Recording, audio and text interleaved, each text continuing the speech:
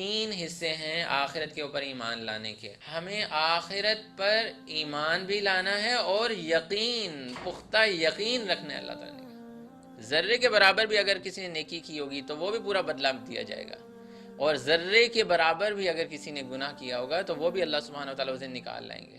5 سوال نبی صلی اللہ علیہ وسلم نے فرمایا کہ قیامت والے دن انسان سے پوچھے جائیں گے. لوگوں جان لو کہ یہ دنیا کی جو زندگی ہے نا، لعب و لہو، یہ کھیل تماشا ہے. کیا ہے تو نے متاع غرور کا سودا، فریب سود و زیاں لا الہ الا اللہ. یہ دنیا کی زندگی خواہشات کے پورا ہونے کی جگہ نہیں ہے، یہ ضروریات پوری ہونے کی جگہ ہے. لیو like a traveller in this world. تم پہ اپنی فکر کرنا بھی لازمی ہے. جس شخص کا حساب کتاب کا عقیدہ درست نہیں ہے کہ میرے سے پوچھا جائے گا، میرے سے سوال کیا جائے گا، کیا وہ اپنے عمل کو درست کرے گا؟ کبھی آپ مجھے یہ بتائیں.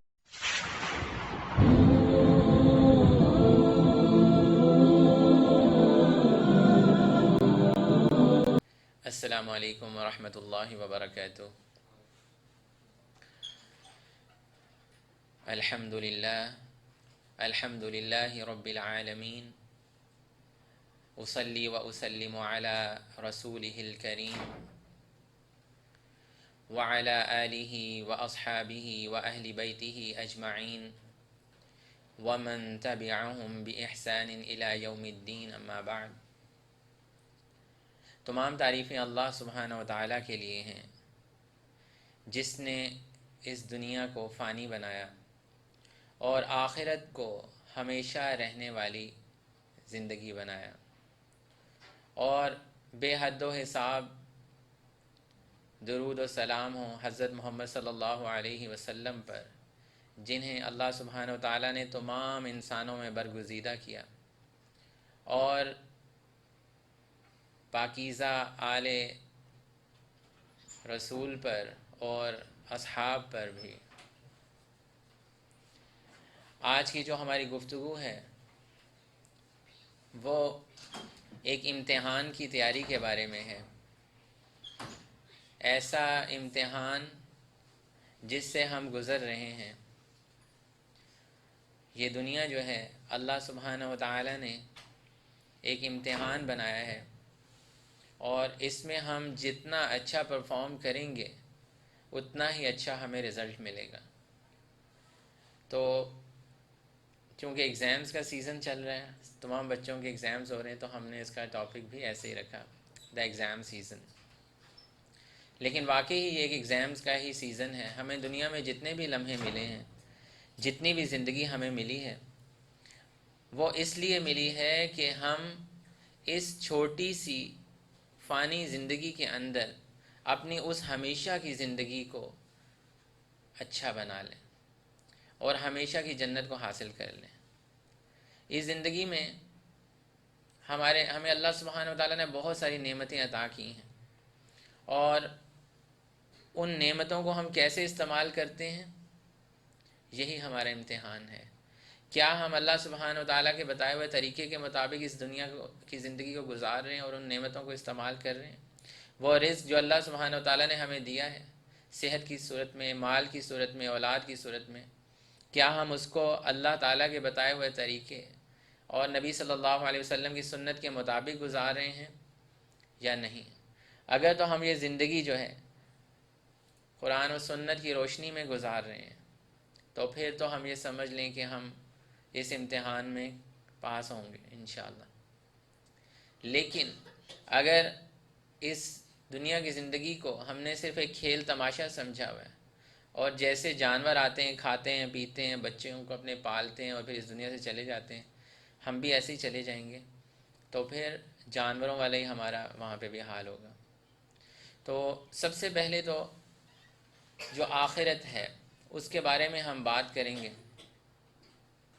کہ آخرت تین حصے. جب ہم آخرت کا لفظ بولیں گے، آج کی گفتگو میں بھی بار بار میں یہ لفظ استعمال کروں گا، آخرت آخرت، تو آخرت کے 3 اجزاء ہیں، 3 حصے ہیں. سب سے پہلے جب انسان کی موت واقع ہوتی ہے اور وہ قبر کی زندگی اس کی شروع ہوتی ہے، تو آخرت کا پہلا پارٹ شروع ہو جاتا ہے، قبر کی زندگی. پھر اس میں کچھ سوال و جواب ہوتے ہیں، کچھ لوگوں قبر کی زندگی بہت اچھی ہے، اور کچھ لوگوں کی بہت ہی خطرناک، بہت ہی مشکل زندگی ہوگی۔ پھر اس کے بعد ایک دن آئے گا جب سور پھونکا جائے گا، حضرت اسرافیل علیہ السلام سور پھونکیں گے اور لوگ اپنی قبروں سے نکل کر باہر نکلیں گے، وہ والی زندگی بھی اسی میں شامل ہے۔ اور سارے مردے جو ہیں وہ اللہ سبحانہ و تعالیٰ کے ہاں پیش ہوں گے۔ تو ایک تو یہ حصہ ہے آخرت کا۔ آخرت کا دوسرا حصہ وہ ہے کہ جب ہم نے اللہ سبحانہ و تعالیٰ کو حساب کتاب دینا ہے، جو کچھ ہم نے کیا ہوگا اس کا ہمیں بتایا جائے گا کہ یہ تم عمل کرتے رہے ہو، یہ لو اپنی کتاب، اقرا، اپنی کتاب کو پکڑو اور خود پڑھو، کفا بنفسک الیوم علیک حسیبا، آج یہ کتاب ہی تمہارا حساب کرنے کے لیے کافی ہے۔ آپ کو پتہ ہے نا، ہمارے رائٹ لیفٹ فرشتے جو ہیں وہ ہمارے اچھے اور برے اعمال لکھ رہے ہیں اور ہمارے رجسٹرز بھر رہے ہیں۔ وہ کتاب ہمیں ایک دائیں ہاتھ میں پکڑائی جائے گی، یا کچھ لوگوں کو بائیں ہاتھ میں پکڑائی جائے گی، اور کہا جائے گا خود پڑھ تو اپنی کتاب، تو جو کچھ کرتا رہا ہے آج تو خود ہی اپنا حساب کرنے کے لیے کافی، تو خود ہی پتہ چل جائے گا تو نے اپنی زندگی میں کیا کیا۔ تو دوسرا حصہ وہ ہے جس میں جزا اور سزا ہے اور حساب کتاب ہوگا۔ اور پھر آخرت کا تیسرا حصہ جنت و جہنم میں لوگوں کو جو بھیجا جائے گا، اور پھر جہنم کی سختیاں اور پھر جنت کی نعمتیں، یہ سب آخرت کا حصہ ہے۔ تو 3 حصے ہیں آخرت کے اوپر ایمان لانے کے، اور آخرت پر ایمان اس طرح سے ہمیں لے کے آنا ہے، جیسے اگر میں آپ لوگوں کو کہوں کہ باہر دن ہی ہے نا، تو آپ کہیں ہاں جی دن ہے اس وقت۔ جس طرح سورج روشن ہوتا ہے اور دن ہمیں کلیئر نظر آتا ہے کہ اس وقت دن ہے اور اس وقت رات ہے، اب سورج چلا گیا، بالکل اسی طرح ہمیں پکا یقین آخرت کے اوپر ہونا چاہیے۔ جس کا یہ یقین پکا نہیں ہے اس کا ایمان ہی مکمل نہیں ہے۔ سورہ بقرہ کے شروع میں جو آیت ہے جہاں پہ متقین کا تذکرہ کیا، اللہ سبحانہ و تعالیٰ فرماتے ہیں والذین یؤمنون بما انزل الیک وما انزل من قبلک وبالآخرۃ هم یوقنون۔ ہمیں آخرت پر ایمان بھی لانا ہے اور یقین، پختہ یقین رکھنا ہے اللہ تعالیٰ نے۔ جس طرح مجھے بھی یہ یقین ہے کہ ابھی دن ہے باہر، اس طرح کا پکا یقین ہمیں ہونا چاہیے۔ ہر عمل کرتے ہوئے ہمارے ذہن میں کھڑکی کھلنی چاہیے کہ اس عمل کو کرنے کے بعد یہ جو بھی میں نے آخرت کی 3 سٹیجز آپ کو بتائیں، قبر میں میرے ساتھ کیا ہوگا، پھر جب اٹھایا جائے گا حساب کتاب میں کیا ہوگا، پھر کیا میں جنت کی طرف جاؤں گا، جہنمی والے لوگوں والے میں کام کر رہا ہوں وہاں جاؤں گا، تو وہ فوراً سے کھڑکی کھلنی چاہیے کہ اس عمل کا وہاں پر کیا رزلٹ آئے گا۔ یہ جو ایگزام پیپر میں حل کر رہا ہوں، اس میں جو کچھ میں لکھ رہا ہوں حساب کتاب میں نے اس کا کیسے جواب دینا ہے، تو اس پہ ہمارا مکمل یقین ہونا چاہیے۔ جب ہمارا یقین ہوگا تو پھر ہمارا عمل جو ہے وہ بہتر ہوگا۔ اللہ سبحانہ و تعالیٰ سورہ حج آیت نمبر 6 اور 7 میں فرماتے ہیں ذَلِكَ بِأَنَّ اللَّهَ هُوَ الْحَقُّ وَأَنَّهُ يُحْيِي الْمَوْتَى وَأَنَّهُ عَلَى كُلِّ شَيْءٍ قَدِيرٌ۔ یہ اسی لیے ہے کہ اللہ سبحانہ و تعالیٰ ہی برحق ہیں اور وہ مردوں کو زندہ کریں گے اور وہی ہر چیز پر قادر ہیں۔ وَأَنَّ السَّاعَةَ آتِيَةٌ لَا رَيْبَ فِيهَا، اور بے شک قیامت آنے والی ہے جس میں کوئی شک نہیں ہے۔ یہ اللہ سبحانہ و تعالیٰ کہہ رہے ہیں کہ کوئی شک نہیں، اپنے ذہنوں سے شک نکال دو کہ جو کچھ میں کر رہا ہوں شاید پتہ نہیں پوچھا جائے گا کہ نہیں پوچھا جائے گا، میں دنیا کی زندگی ایسے ہی گزار رہا ہوں، پتہ نہیں جو کچھ آگے ہوگا دیکھی جائے گی۔ جیسے لوگوں کو کہا جائے تم نماز نہیں پڑھتے تو کہتے ہیں دیکھی جائے گی، جب وقت آئے گا ہم سے پوچھا جائے گا، کیونکہ لوگوں کا یقین ہی آخرت کے اوپر پورا نہیں ہے۔ اور اس یقین کو کرنے کے لیے ایک بہت اچھی لاجیکل ریزن بھی یہ بنتی ہے کہ آپ یہ دیکھیں دنیا میں کسی بھی انسان کو اس کا پورا بدلہ نہیں مل سکتا، نہ ہی اس نے جو نیک اعمال کیے ہیں اس کا پورا بدلہ کئی دفعہ ملتا ہے اور نہ ہی گناہوں کا ملتا ہے۔ مثال کے طور پر اگر کسی شخص نے 10 قتل یا 20 قتل کیے ہوئے ہیں اور اس دنیا کی عدالت جو ہے وہ اس کو سزا سناتی ہے، تو کیا وہ 20 قتل جو اس نے 20 لوگوں کو قتل کیے تو کیا 20 قتلوں کی سزا اس کو اس طرح سے سنائی جا سکتی ہے؟ اس کو اتنی اذیت ملے گی جتنے اذیت سے اس نے 20 لوگوں کو قتل کیا ہے؟ اس کو تو ایک ہی دفعہ یا تو پھانسی چڑھا دیا جائے گا یا اس کو ختم کر دیا جائے گا۔ تو دنیا کے اندر پورے کا پورا بدلہ اس طرح سے انسان کو نہیں مل سکتا۔ اس کے لیے اللہ سبحانہ و تعالیٰ نے آخرت بنائی ہے۔ اسی طرح آپ نے دیکھا دنیا میں کتنے لوگ ہیں جو نیک کام کرتے رہتے ہیں، لیکن ان کو دنیا میں اس کا اجر ہی نہیں ملتا. نیک کام کرتے کرتے، لوگوں کی خدمت کرتے کرتے چلے جاتے ہیں، اور کئی لوگ بہت غربت کی زندگی گزار لیتے ہیں. اب وہ جنہوں نے غربت کی زندگی بہت زیادہ گزاری ہے، تو کیا یہ جسٹیفائی ہوتا ہے کہ ان کے لیے آخرت نہ ہو، ویسے ہی زندگی گزار کے چلے جائیں؟ تو اللہ سبحانہ و تعالیٰ نے اسی لیے ایک آخرت کا دن بنایا، اور آخرت بہت ہی امپورٹنٹ چیز ہے اس کے بارے میں انڈرسٹینڈ کرنا، کہ اس دنیا میں ہمیں ہماری بھلائیوں کا بھی کئی دفعہ اجر نہیں ملتا، اور کئی دفعہ گناہ گاروں کے ان کے گناہوں کی پوری سزا نہیں ملتی. ایک شخص ہے، اس نے پوری کی پوری بستیاں تباہ کر دیں، لوگوں کے گھر اجاڑ دیے، پتہ نہیں کتنے کتنے زیادہ گناہ کر لیے. اس کو تو اس کی سزا مل ہی نہیں سکتی اس دنیا کے اندر. اس کو تو ایک دفعہ قتل کیا جا سکتا ہے، اذیت دی جا سکتی ہے، مارا جا سکتا ہے، لیکن 100,000 لوگوں کو جو اس نے تکلیف پہنچا دی، قتل کر دیا یا دھماکے سے پھاڑ دیا، اور اتنے لوگ مر گئے، اتنے خاندان تباہ ہو گئے، اس کی سزا اس کو مل سکتی ہے اس دنیا میں؟ نہیں.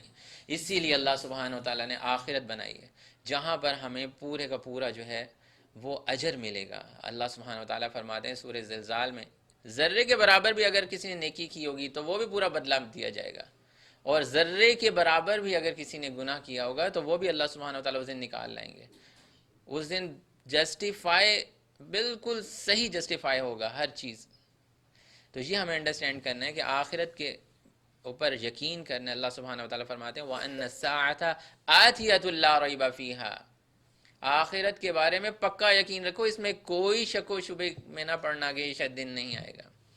تو اس کو ہم نے انڈرسٹینڈ کرنا ہے.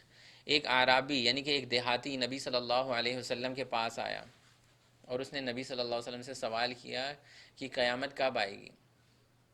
تو نبی صلی اللہ علیہ وسلم نے اس کو بہت ہی خوبصورت جواب دیا، یہ بتاؤ تم نے اس کی تیاری کیا کر رکھی ہے.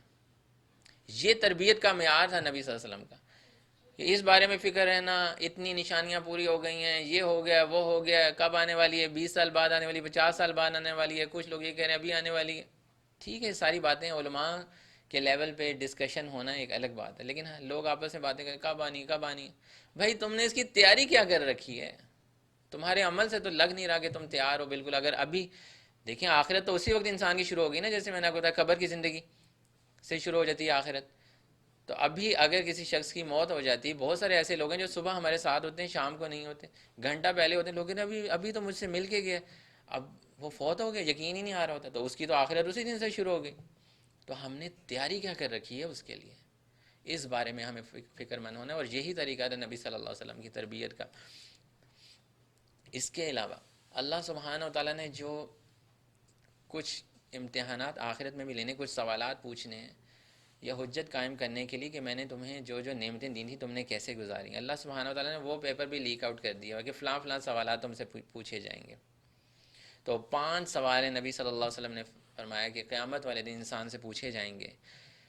پہلا سوال یہ ہوگا کہ تمہیں جو زندگی دی گئی تھی تم نے وہ کیسے گزاری.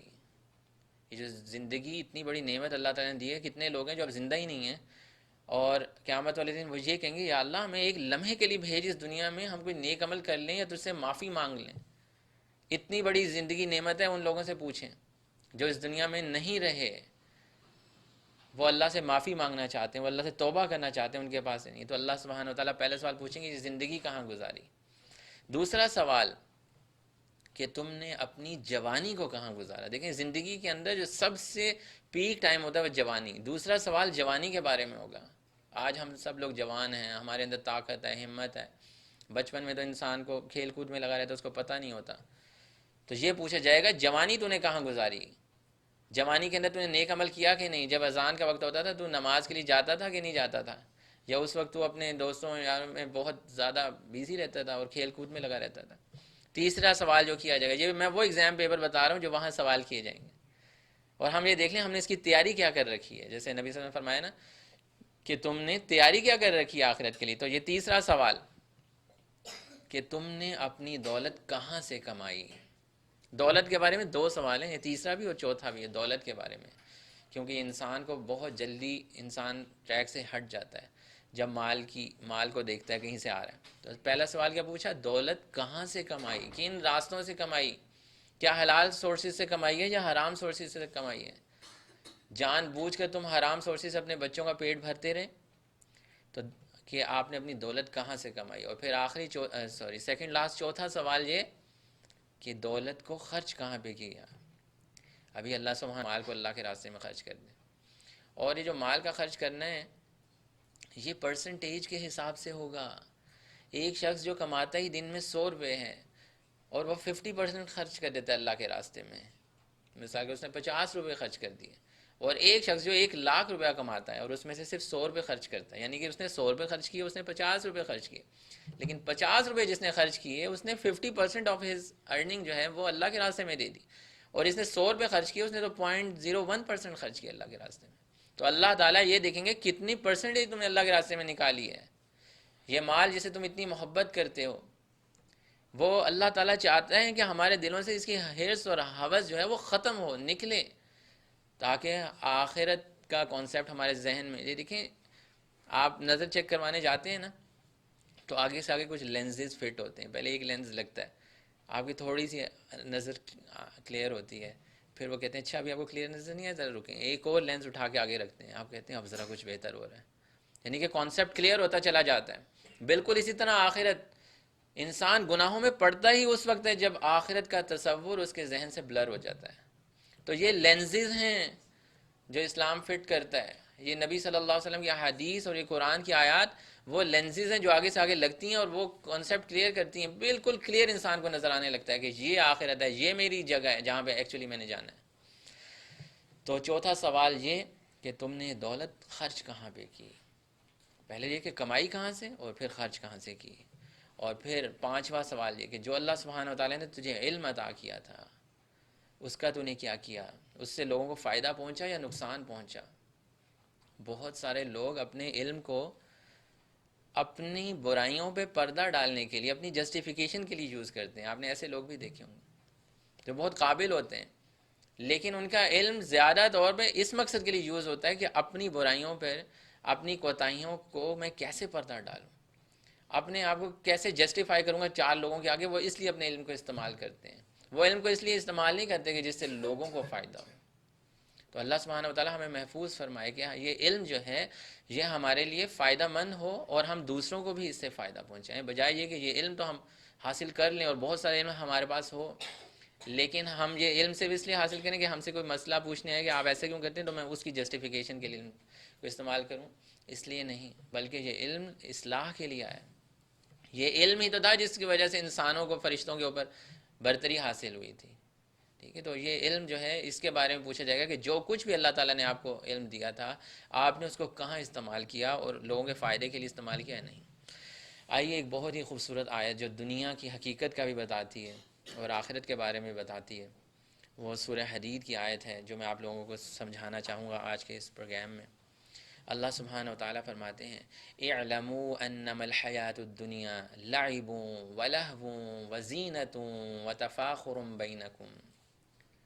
لوگوں جان لو کہ یہ دنیا کی جو زندگی ہے نا، لعب ولہو، یہ کھیل تماشا ہے، یہ کھیل تماشا ہے، وزینۃ، اور یہ زینت سے بھری ہوئی ہے، وتفاخر، اور فخر اور ایک دوسرے سے آگے بڑھنا، میرے پاس یہ ہے، تمہارے پاس یہ گاڑی ہے تو میرے پاس یہ ہے، تمہارے پاس یہ ڈریس ہے تو میرے پاس یہ ہے، وتکاثر فی الاموال والاولاد، اور مال اور دولت کی کثرت کی وجہ سے ایک دوسرے پہ برتری لے جانے کی ایک جو کوشش ہے. اللہ سبحانہ و تعالیٰ سورہ تکاثر میں فرماتے ہیں نا، اعوذ باللہ من الشیطان الرجیم، بسم اللہ الرحمن الرحیم، الہاکم التکاثر حتی زرتم المقابر، کہ دولت کی کثرت حاصل کرنے کے لیے ہم لوگ لگے رہیں گے اور آخر کار حتی زرتم المقابر، آخر کار ہمیں قبروں کی زیارت کرنی پڑے گی، یعنی کہ قبر میں جانے کا وقت آ جائے گا.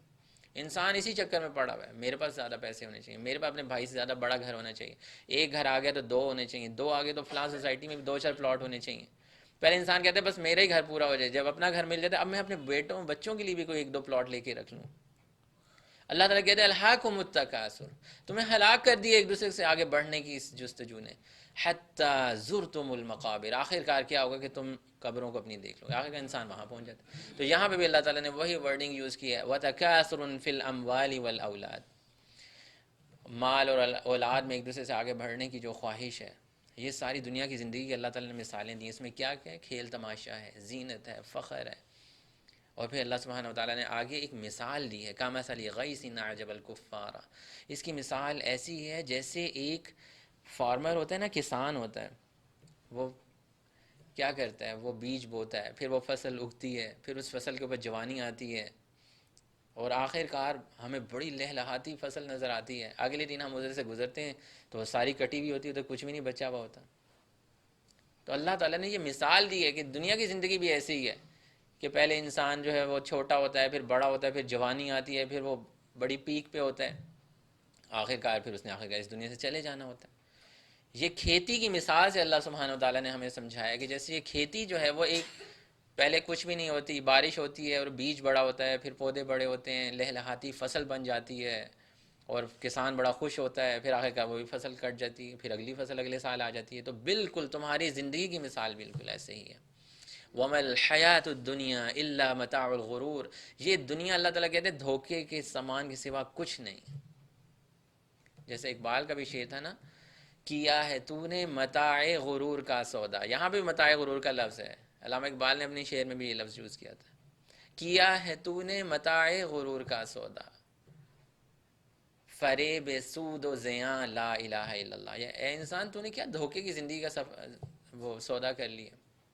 اس کا بڑھنا بھی بے فائدہ ہوتا ہے، یعنی کہ مال زیادہ مل جائے تب بھی انسان جو ہے اکڑ میں آ جاتا ہے، تب بھی فریب میں آ جاتا ہے. فریب سود و زیاں. اگر مال کم ہو جائے تب بھی انسان جو ہے وہ گناہ کرنے لگ جاتا ہے، پریشانیوں میں آ جاتا ہے، اور چوریاں ڈاکے مارنا شروع ہو جاتا ہے. تو یہ اقبال نے بھی یہ کانسیپٹ جو ہے اس کو بیان کیا تھا کہ دنیا کی زندگی جو ہے یہ دھوکے کا سما ہے. میرے پاس ایک واقعہ ہے، ہسٹری کی بک میں پڑھا تھا، لیکن اوتھینٹسٹی تو نہیں، لیکن یہ ہے کہ مجھے اس واقعے سے بڑا جو ہے وہ بڑے اسباق حاصل ہوئے. میں نے کہا آپ لوگوں کے ساتھ بھی شیئر کروں.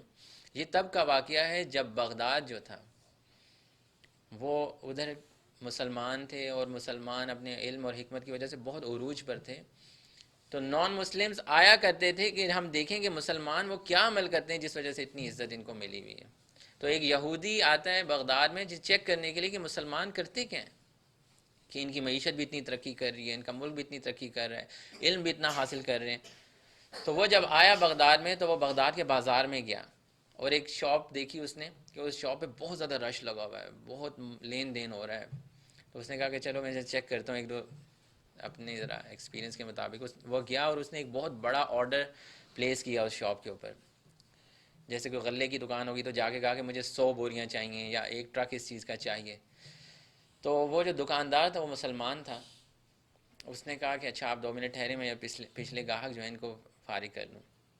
جب دوسرے گاہک فارغ ہو گئے تو وہ دکاندار اس سے مخاطب ہوا، اس کو اپنے پاس بلایا اور اس کو کہا کہ جو آپ اتنا بڑا آرڈر دے رہے ہیں نا، آپ ایک کام کریں، وہ سامنے والی دکان ہے وہاں پہ بھی میرا ایک مسلمان بھائی بیٹھتا ہے، اس کی دکان پہ صبح سے کوئی گاہک نہیں گیا، میں دیکھ رہا ہوں، اس کے بچوں کے روزی روٹی کا بھی تو کوئی بندوبست صحیح طرح سے نہیں ہوا. تو آپ ایک کام کریں، یہ سارا سامان وہاں سے خرید لیں تاکہ اس کی روزی روٹی کا بھی اچھا بندوبست ہو جائے، آج شام کو وہ بھی اپنے بچوں کے لیے کچھ پیسے اکٹھے کر کے لے جائے. تو جب دیکھیں یہ مسلمانوں کی سوچ تھی.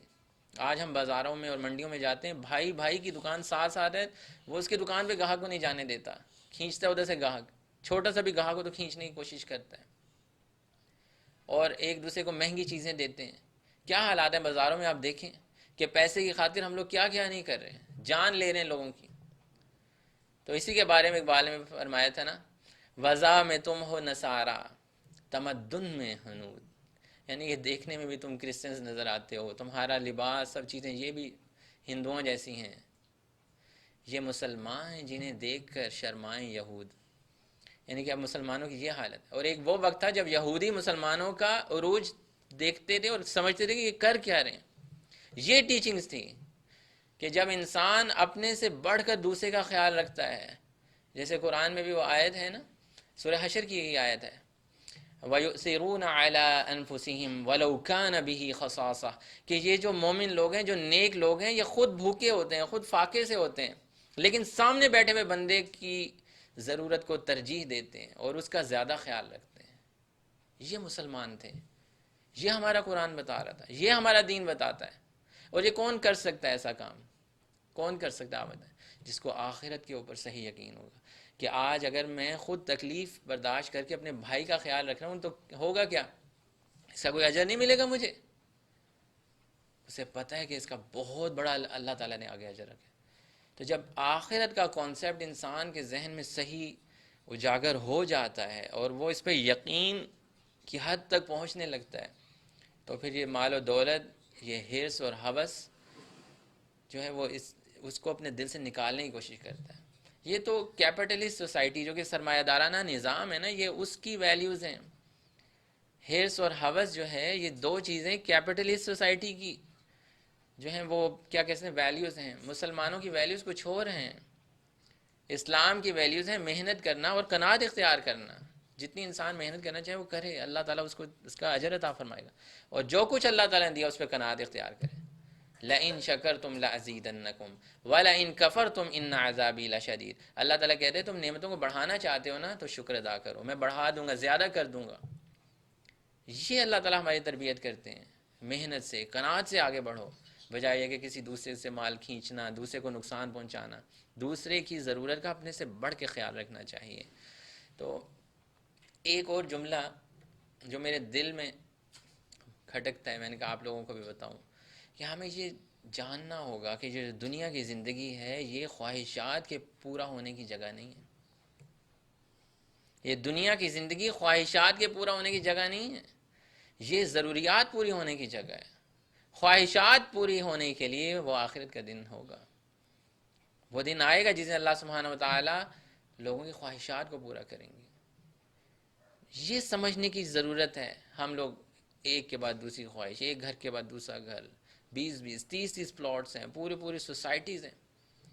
مسلمانوں کا تو حضرت عمر رضی اللہ تعالیٰ عنہ کے دور میں تو یہ کہا گیا تھا کہ جو کوئی بھی پلاٹ کچھ مہینے یا کچھ سال، مجھے اب کلیئر نہیں ہے، 3 سال یا 3 مہینے خالی پڑا رہتا ہے وہ گورنمنٹ کی پراپرٹی میں واپس آ جائے گا. اس پہ ہم کسی اور کو بسائیں گے، وہاں پہ وہ رہے گا جس کو ضرورت ہے رہنے کی. یہ مسلمانوں کی لائف سٹائل تھا. ٹھیک ہے، تو ایک کے بعد دوسری چیز کی خواہش کرنا اور حرص و ہوس میں بہت آگے بڑھنا، یہ اس چیز کی نشانی ہوتی ہے کہ انسان شاید یہ سمجھ رہا ہے کہ اس دنیا میں ہی میری ساری خواہشات پوری ہوں گی اور میں انہیں خواہشات کو بس یہیں پورا کرنے کی کوشش کروں گا، شاید وہ دن نہیں آئے گا. لیکن مسلمان کا تو عقیدہ ہی یہی ہے کہ خواہشات کے پورے ہونے کی جگہ وہ ہے. جنت میں ہماری اللہ سبحانہ وتعالیٰ خواہشات پوری کریں گے. یہاں پہ ہمیں پورے کا پورا بدلہ نہیں مل سکتا. اور یہ دنیا اللہ تعالیٰ نے اس لیے بنائی ہے کہ اس میں ہم اپنی ضروریات پوری کریں. بچوں کو بھی ہم اپنے یہ سکھائیں، فرق بتائیں. یہ ہماری ضرورت کی چیز ہے اس لیے ہم خرید رہے ہیں. یہ ہماری خواہش ہے، اس کو ہم ڈیلے بھی کر سکتے ہیں. آج کل تو اسپیشلی جس طرح کا اکنامک کرائسس آیا ہوا ہے، جو بہت ضروری ہے ہمارے لیے کہ ہم اپنی نیڈس کے اوپر کام کریں، اپنی وشز اور اپنی وانٹس کو کنٹرول کریں. جس طرح سے حالات بہت زیادہ ٹائٹ ہو رہے ہیں، تو یہ تو ٹیچنگ ہمارے دین نے ہمیں بتائی ہیں کہ یہ دنیا جو ہے اس میں انسان کی ضروریات پوری ہوتی ہیں. ہاں اللہ سبحانہ وتعالیٰ کسی کو نوازتے ہیں، وَيَرْزُقْهُ مِنْ حَيْثُ لَا يَحْتَسِبْ. ٹھیک ہے، اللہ تعالیٰ جو ہے کسی کو بے حساب بھی رزق دیتا ہے. ٹھیک ہے، اللہ سبحانہ وتعالیٰ کے اور بڑے خزانے ہیں. تو لیکن یہ ہے کہ انسان کو ان خواہشات کی تکمیل میں ہی نہیں لگے رہنا چاہیے. اس کو یہ سوچنا چاہیے کہ اللہ سبحانہ وتعالیٰ میری خواہشات پوری کرے گا. اور یہ دنیا کی زندگی جو ہے یہ ایک مسافر خانہ ہے. یہ بھی ایک لینز ہے، وہ جو میں آپ کو بتاتا ہوں لینز فٹ کروں گا، یہ اگلا لینز ہے آپ کی نظر کلیئر کرنے کے لیے. نبی صلی اللہ علیہ وسلم قال رسول اللہ صلی اللہ علیہ وسلم کن فی الدنیا کأنک غریب. دنیا میں ایسے رہو جیسے تم ایک مسافر ہو، ایک ٹریولر ہو، او عابر السبیل، یا راستے پہ چلنے والا کوئی انسان ہوتا ہے نا، تم وہ ہو. یہ لینز ہماری آخرت کے تصور کو کلیئر کرے گا. ہمیں نظر آئے گا کہ آخرت کی طرف ہم نے جانا ہے تو اس دنیا میں ہم نے وقت کیسے گزارنا ہے.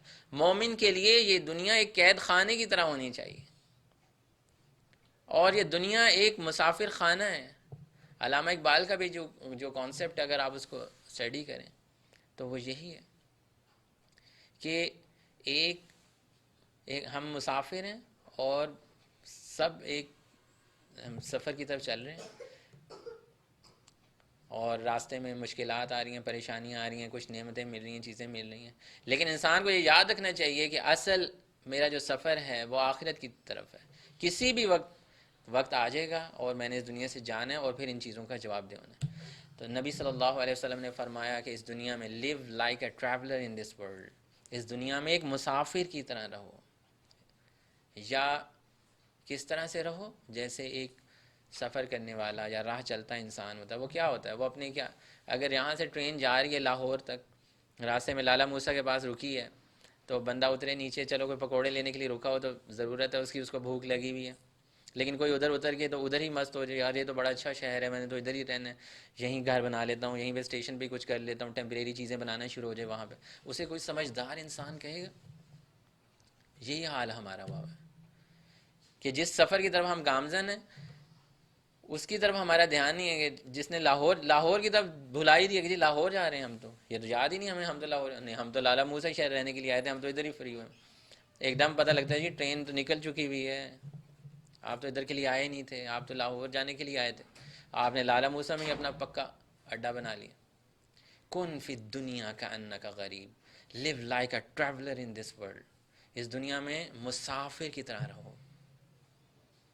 یہ نبی صلی اللہ علیہ وسلم ہماری نظر کلیئر کر رہے ہیں، ذرا ایک اور لینس فٹ کر رہے ہیں آخرت کے لیے، کہ تمہیں مسافر کی طرح ہی رہنا پڑے گا. یہ دنیا تمہارے لیے قید خانہ بننی چاہیے.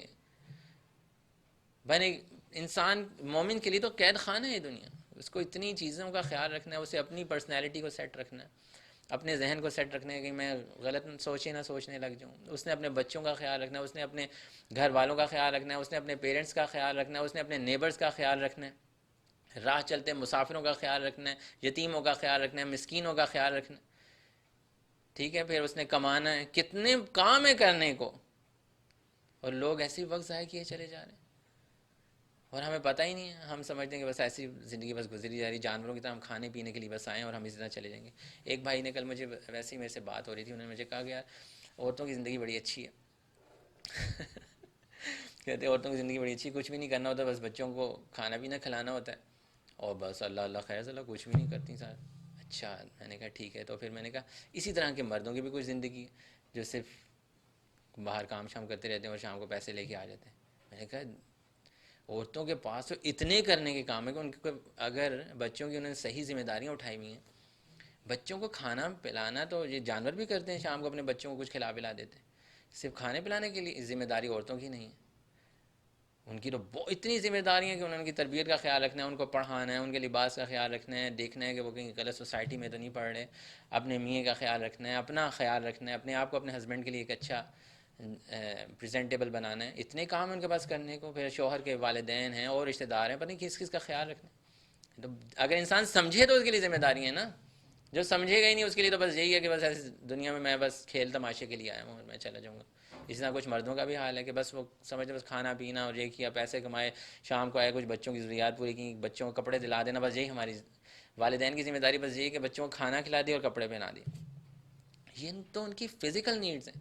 آپ نے ان کی سائیکلوجیکل نیڈز دیکھی ہیں، ان کو انڈرسٹینڈ کیا کہ بچوں کی کتنی سائیکلوجیکل نیڈز. انسان کے پاس تو کرنے کے اتنے کام ہیں کہ تو فارغ ہی نہیں، اتنی ذمہ داری ہیں کہ اس کے لیے واقعی زندگی مشکل ہو جاتی ہے. بیلنس کرنا کسی وقت بہت مشکل ہو جاتا ہے اس لائف کو، اتنے کام ہے کرنے. کیونکہ مسئلہ یہ ہے کہ جس کے ذہن میں آخرت کا کانسیپٹ ہے کہ میں نے تو جواب دے ہونا، میں نے تو اپنے والدین کے بارے میں جواب دے ہونا، میں نے ان کو ٹائم دیا تھا کہ نہیں، میں نے تو اپنے بچوں کے بارے میں جواب دے ہونا، میں نے ان کی تربیت صحیح کی کہ نہیں، میں نے تو میرے سے پڑوسیوں کے بارے میں سوال کیا جا سکتا ہے، میرے سے گزرتے ہوئے لوگوں کے غریبوں کے بارے میں سوال کیا جا سکتا ہے، غریب تھے تم نے ان کو کھلایا پلایا کہ نہیں. پتہ نہیں کتنے لوگ ہیں میرے ارد گرد جن کا میں نے خیال رکھنا ہے. پھر میرے سے اپنے بارے میں سوال کیا جائے گا. اللہ تعالیٰ کہتا ہے یا ایھا الذین آمنوا علیکم انفسکم، تم پہ اپنی فکر کرنا بھی لازمی ہے. تو میں نے اپنے آپ کو صحیح کیا کہ نہیں.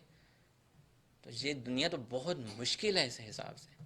تو اللہ سبحانہ وتعالیٰ نے یقیناً ایک ایسی جگہ بنائی ہوگی جہاں پہ بہت آسانیاں ہیں، جو خواہشات کے پورا ہونے کی جگہ ہے.